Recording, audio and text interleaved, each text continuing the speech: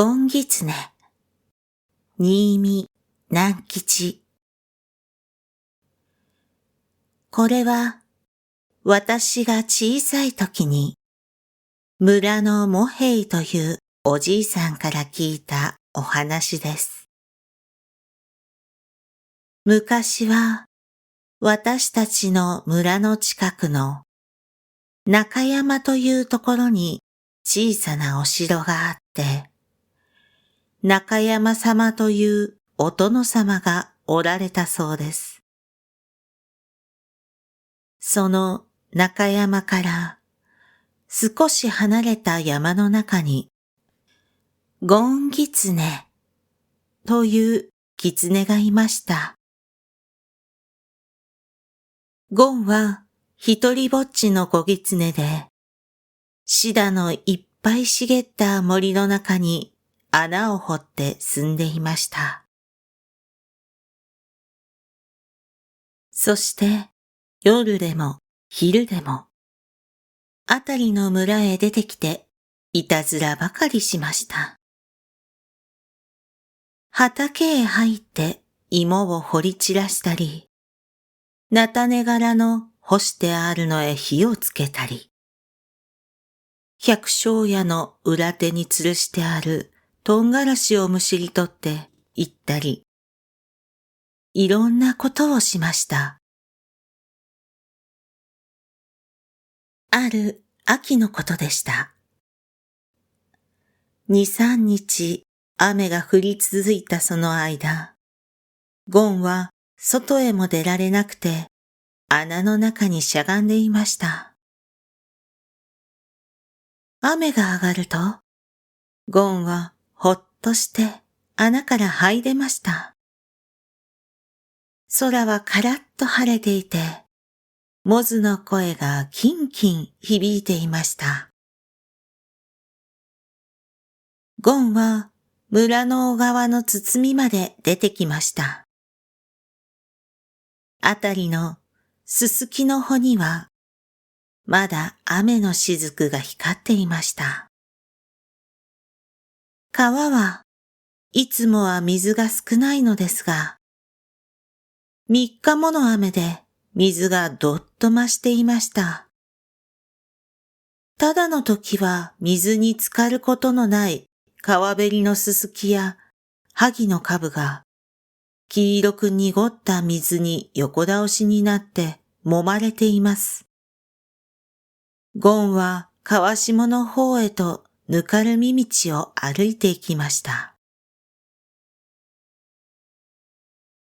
ふと見ると、川の中に人がいて何かやっています。ゴンは見つからないように、そーっと草の深いところへ歩き寄って、そこからじっと覗いてみました。氷柱だな、とゴンは思いました。氷柱はボロボロの黒い着物をまくし上げて、腰のところまで水に浸りながら、魚を取るハリキリという網を揺すぶっていました。鉢巻きをした顔の横っちょうに、丸い萩の葉が1枚、大きなほくろみたいにへばりついていました。しばらくすると、氷柱はハリキリ網の一番後ろの袋のようになったところを水の中から持ち上げました。その中には芝の根や草の葉や腐った木切れなどがごちゃごちゃ入っていましたが、でもところどころ白いものがキラキラ光っています。それは太いうなぎの腹や大きなキスの腹でした。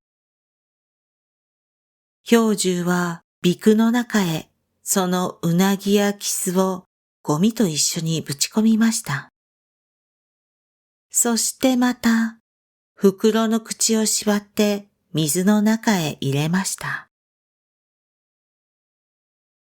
兵十はそれから鼻空を持って川から上がり、鼻空を土手に置いといて、何を探しにか川上の方へかけて行きました。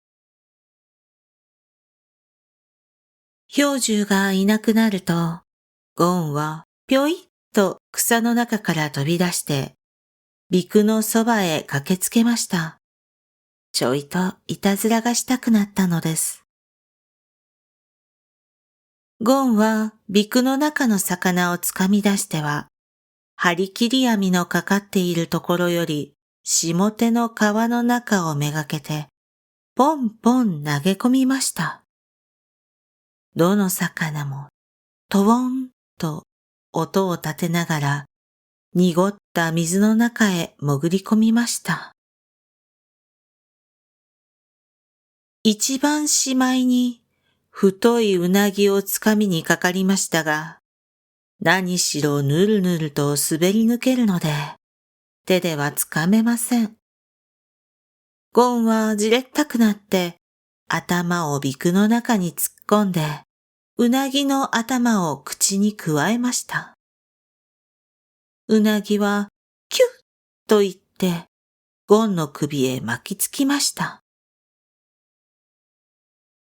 その途端に兵十が向こうから、うわぁ、盗人狐めと怒鳴り立てました。ゴンはびっくりして飛び上がりました。うなぎを振り捨てて逃げようとしましたが、うなぎはゴンの首に巻きついたまま離れません。ゴンはそのまま横っ飛びに飛び出して、一生懸命に逃げていきました。洞穴の近くの半の木の下で振り返ってみましたが、兵十は追っかけてはきませんでした。ゴンはほっとして、うなぎの頭を噛み砕き、やっと外して穴の外の草の葉の上に乗せておきました。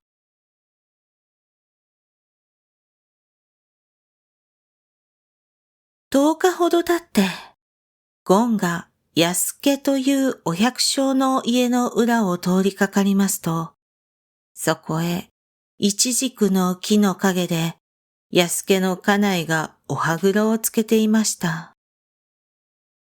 鍛冶屋のしんべヱの家の裏を通ると、しんべヱの家内が髪をすいていました。ゴンは、ふんふん、村に何かあるんだな。と思いました。なんだろう、秋祭りかな。祭りなら太鼓や笛の音がしそうなものだ。それに第一、お宮に上りが立つはずだが。こんなことを考えながらやってきますと、いつの間にか表に赤い井戸のある兵十の家の前へ来ました。その小さな壊れかけた家の中には大勢の人が集まっていました。よそ行きの着物を着て腰に手ぬぐいを下げたりした女たちが表のかまどで火を焚いています。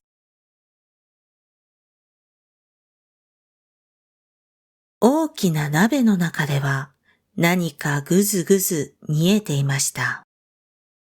ああ、葬式だ。とゴンは思いました。兵十の家の誰が死んだんだろお昼が過ぎると、ゴンは村の墓地へ行って、六地蔵さんの影に隠れていました。いいお天気で、遠く向こうにはお城の屋根瓦が光っています。墓地には彼岸花が赤い切のように咲き続いていました。と、向こうの方から、カーン、カーンと、鐘が鳴ってきました。葬式の出る合図です。やがて白い着物を着た葬列の者たちがやってくるのがちらちら見え始めました。話し声も近くなりました。葬列は墓地へ入ってきました。人々が通った後には、彼岸花が踏み折られていました。ゴンは伸び上がってみました。兵十が白い紙紐をつけて位牌を捧げています。いつもは赤いさつまいもみたいな元気のいい顔が、今日はなんだかしおれていました。ははん、死んだのは兵十のおっかあだ。ゴンはそう思いながら頭を引っ込めました。その晩、ゴンは穴の中で考えました。兵十のおっかあは床についていて、うなぎが食べたいと言ったに違いない。それで兵十が張り切り網を持ち出したんだ。ところが、わしがいたずらをして、うなぎを取ってきてしまった。だから兵十はおっかあにうなぎを食べさせることができなかった。そのままおっかあは死んじゃったに違いない。ああ、うなぎが食べたい、うなぎが食べたいと思いながら死んだんだろう。あんないたずらをしなけりゃよかった。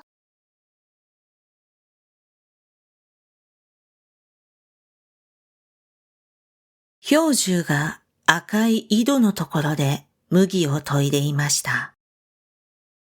兵十は今までおっかあと二人きりで貧しい暮らしをしていたもので、おっかあが死んでしまってはもう一人ぼっちでした。俺と同じ一人ぼっちの兵十か。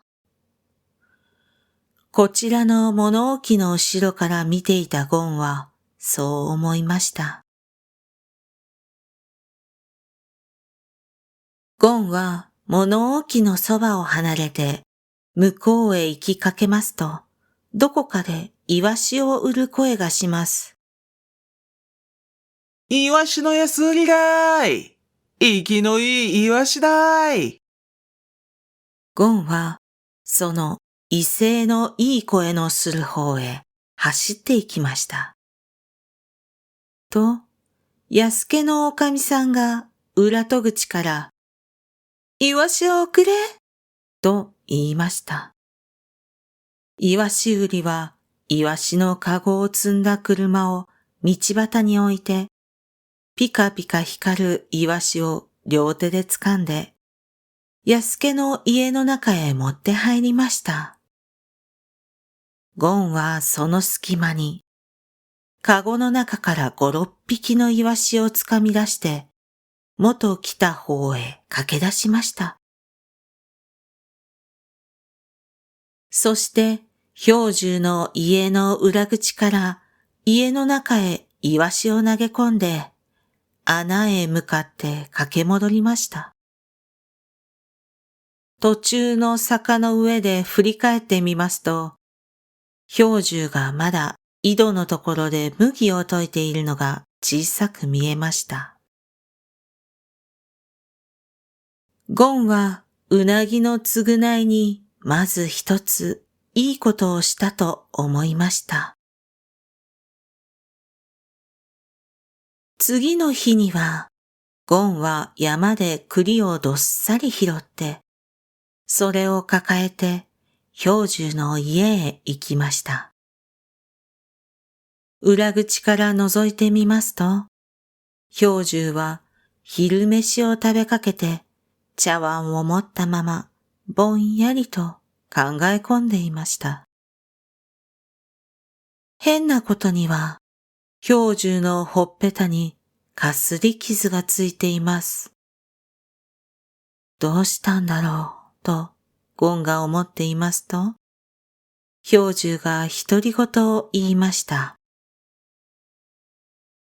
一体誰がイワシなんかを俺の家へ放り込んでいったんだろ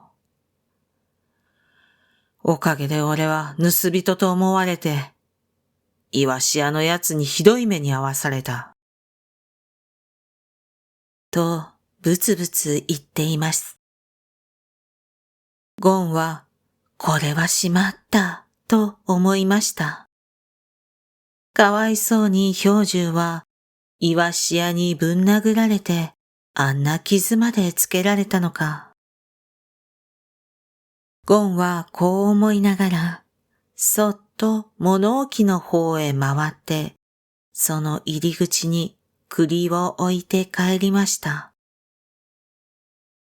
次の日も、その次の日も、ゴンは栗を拾っては、氷柱の家へ持ってきてやりました。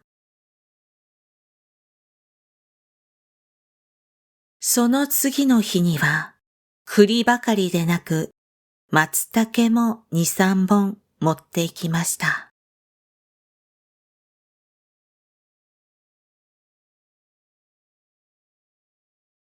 月のいい晩でした。ゴンはぶらぶら遊びに出かけました。中山様のお城の下を通って少し行くと、細い道の向こうから誰か来るようです。話し声が聞こえます。チンチロリン、チンチロリンと松虫が鳴いています。ゴンは道の片側に隠れてじっとしていました。話し声はだんだん近くなりました。それは氷柱とカスケというお百姓でした。そうそう、なあ、カスケ。と氷柱が言いました。あ俺はこの頃とても不思議なことがあるんだ。何がおっかあが死んでからは誰だか知らんが、俺に栗や松茸なんかを毎日毎日くれるんだよ。はあ、誰がそれがわからんのだよ。俺の知らんうちに置いていくんだ。ゴンは二人の後をつけていきました。ほんとかい。本当だとも。嘘と思うなら明日見に来いよ。その栗を見せてやるよ。へえ、そんなこともあるもんだな。それなり二人は黙って歩いていきました。カスケがひょいっと後ろを見ました。